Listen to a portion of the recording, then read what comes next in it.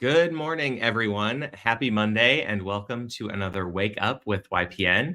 I'm Jonathan Fell, Vice Chair of your Iowa City Young Professionals Network, and here today to talk with us about the National Association of Realtors 2023 Profile of Home Buyers and Sellers is our very own ICAR CEO, Megan Flewellyn. Good morning, Megan. Good morning, Jonathan. How are you? I'm doing well. How are you?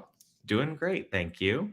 Again, as always, before we begin, I want to encourage you to ask questions as you watch, and we will collect them for the end, or we will sprinkle them in if it's just really pertinent to the conversation at hand. But please, please, please submit your questions. That's always a great way for us to know that you are connecting with us and we with you, and that we are touching on some topics that are appealing. So to start out, Megan, tell us a little bit about what the NAR profile of home buyers and home sellers is. Every year, the National Association of Realtors, they release what they call the annual profile of home buyers and sellers. So this one was released at the end of last year that we're talking about today. So all of the data that's compiled is coming from transactions that closed between July of 22 and June of 23. So each year they kind of take that slice and dive super deep into the data of all of those closed sales. It's really in depth. It covers like the characteristics and trends of buyers, trends of sellers, the types of homes people are purchasing, trends within their search process themselves, clients' experience and perceptions working with realtors, financing options, all of that. So it's super comprehensive, and it gives a really great snapshot of the national trends that we're seeing year over year. Okay. And a little bit more about maybe why is that useful to us? Like why do they take the time? Yeah. So, I mean, that's kind of the benefit of having all of these MLSs is that you have all of these accurate, true sources of data coming together for that national profile. So what I think makes sense for realtors to do is to take this and apply it to your marketing. Now that you know what types of clients are out there, what are they looking for? How is that different from maybe 5 years ago? So yeah, use it in your business planning, use it in your marketing, use it and apply it to your own clientele. Perfect. All right, so let's dive in. As we look from a bird's eye view, what percentage of buyers nationally were first-time home buyers? Yes. And So did this go up or down from 2022? 32%. 32% of 32%. all buyers in that time were first-time home buyers. Okay. Did this That go up or down from 22? That is up. So 38 is kind of the historical average, is 38%. So 36 doesn't sound that different, but in 2022, it dropped quite a bit, like the year prior. It was down to 26%. So now we are seeing it come back up to a little more of its normal. First-time home buyers are kind of tiptoeing back into the market. Nice. What about like, did they give median age of first-time home buyers in 23 compared to age of repeat buyers? So your first-time home buyers, they're a median age of 35 years old. So that is a little bit older than what we're seeing. Yeah. And then the repeat buyers, so those that are going through the home purchasing process for the second time in their life, their median age is 58 years old, which is a little bit older than I think is historical, or than maybe what people expect when they're going through their second time purchasing. Because another data point that I think is like connects to this is how people that are buying homes, they're intending to stay in the homes for a median of 15 years.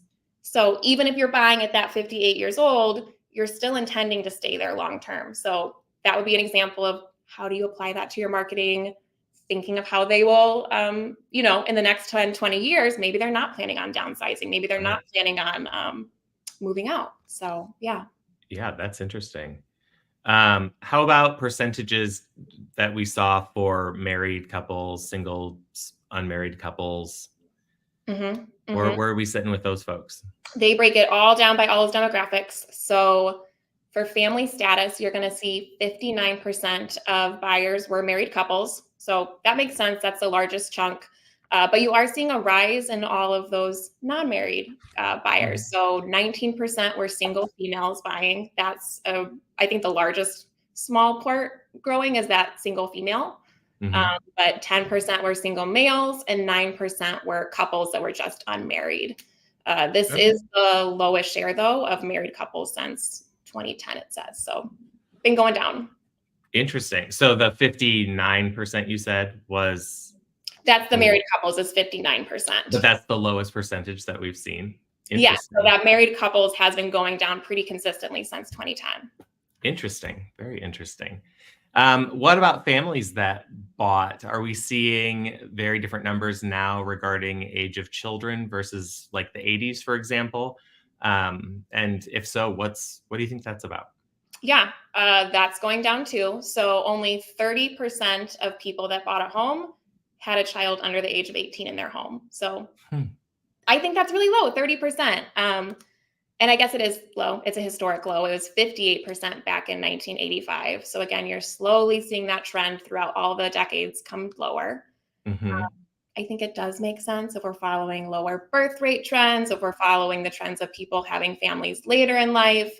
It makes sense that maybe the first time you're buying, you still don't have a child, or maybe you never intend to have a child in your home. But think about for realtors, what is that like? If they don't have kids, they might be looking for different types of things in properties. Um, Right. maybe the priority is to be closer to a city area versus those families that we're seeing, they really want those neighborhood amenities. Yep. Maybe they need to have more of a affordable price point, just different things. So, but yeah, only 30% are having a child in the home when they're purchasing. Interesting. Yeah, I had a client recently that recognized that they didn't need those amenities. They weren't planning on having children, and so it just kind of changed what they were putting as important and where we were going to end up. And that was just a you know a, a very interesting dynamic in addition to that process with that client, just because they weren't going to have children in the home and they knew that going forward. So And think about how does that affect, like, if you never have kids, are you going to be an empty nester? And if you're never an right. empty nester, do you ever plan to downsize? Correct. Um, Yep. yeah. Yep. Yeah. Or need the extra bedrooms for something else at some point. Hmm. So, well, excellent. Okay. So, all right. So now we've kind of covered the personal demographics. What does it tell us about new construction versus previously owned home purchases? It says 13% of buyers were buying a new home and 87% of buyers were buying previously owned homes. So a large majority is not that new construction that's getting purchased. Right. I Okay. would have loved to compare this to us here locally, and I'm not able to get exactly that data, but I did pull what our active inventory is. And so I know Okay. what's active is not the same as what's closed and what's being sold, but 44% of our active inventory here at iCart today has been built in 2022 or newer. Interesting. So just kind of thinking of that juxtaposition where only 13% nationally are buying new construction. I'm not saying it's going to be crazy high here, but I would imagine it to be higher than that 13% since so much of our inventory is that new construction. Does new construction go back that distance? Like, is that there, or is it just No, their metric particularly? of new construction means it's never been lived in before. Gotcha. I was trying to get that slice since it was from 2022 to 2022, Yep. trying to get the closest. Yeah, absolutely. Okay, that's really interesting. What are some factors, the most important factors that buyers are considering when deciding where to move? And this is something that I find interesting about this profile, that it includes sort of this demographic or this type of information as well. So what are they looking for? What are those factors? Yeah. So for 60% of buyers, the most important thing that they were looking for was the quality of the neighborhood. Then we've got 45% of buyers said the most important thing to them was being conveniently close to their friends and family. And then 39% is the overall affordability of the homes. So that's kind of the high ranking. And I think all of those make sense. But when we're talking about moving patterns, what I think is a little more interesting is the shift back from the COVID migration patterns that we were seeing. Mhm. So the median distance for a long time, for like 30 years, it was always someone moving. The median distance that they are moving from old house to new house is between 10 and 15 miles. So they were staying in their neighborhoods. And then not this report, but the prior year's report, it was a huge jump. We were seeing people move 50 miles away from their original home as the Sure. median mileage. Now it's coming back. It's back to 20 miles.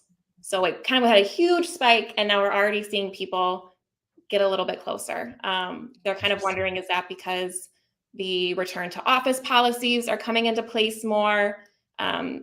Income of buyers. We haven't talked about income of buyers yet, but we can touch on that if you want to. But basically, those that are buying have higher incomes this year versus last year. So they might be able to afford to be closer to city centers. They might not have to compromise to a more suburban or rural setting. So interesting. less Okay. mileage, yeah. Is we're going to get to financing and stuff too, and some of that, but is there a correlation, or did they touch on a correlation between the income of a buyer and the housing prices? Like, do we just have to have more income to buy a house these days because prices are up, or what was that like? Yeah. So what I've got from the highlight is I can talk about the income of first-time buyers and how Sure. that had to rise. So I don't have it correlated to what the price points. I just didn't know if they did. Yeah, I think they do though. So when you guys go and check out this at the end, there's basically like a highlight, and then you can purchase like a 200-page comprehensive report. So I'm sure the data's in there. It's probably is. I did not find that in my morning browsing, but interesting. Okay, very, very interesting. And so then, what can you tell us about the high-level takeaways when it came to financing a home?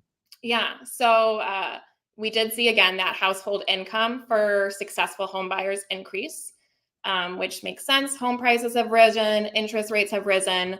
But from 2021 to 2022, what we saw is that the household income of a first-time buyer, their income jumped by $25,000. So in 2021, the median first-time home buyer had a household income of $71,000. And in 2022, that first-time buyer household income was at $95,900. Jeez. So the people that are buying as first times are coming in with more income, and that's how they're able to be those successful home buyers.